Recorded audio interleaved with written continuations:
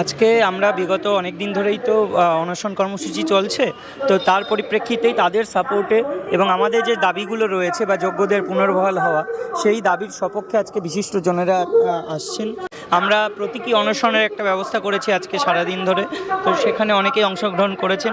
আমরা তাদের কাছে শুনছি যে আমাদের জন্য আর কি করা যেতে পারে, তাদের কি মনে হয় যে যোগ্যদের জন্য সঠিক পথ কি হতে পারে, সেই পথের দিশা তারা দেখাচ্ছেন। শিক্ষিত মানুষ যারা রয়েছেন সমাজের, তারা যখন যোগ্যদের পাশে এসে দাঁড়ান এবং যারা সত্যিকারের যোগ্য মেধার ভিত্তিতে চাকরি পেয়েছে তাদেরকে অবহেলা তো কেউ করতে পারে না, তখন নিশ্চয়ই সরকারেরও উচিত যে দাবি নিয়ে আমরা রাস্তায় নেমেছি, আমরা অনশন করছি, সেই দাবিগুলো যথাযথ সময়ে পূরণ করা।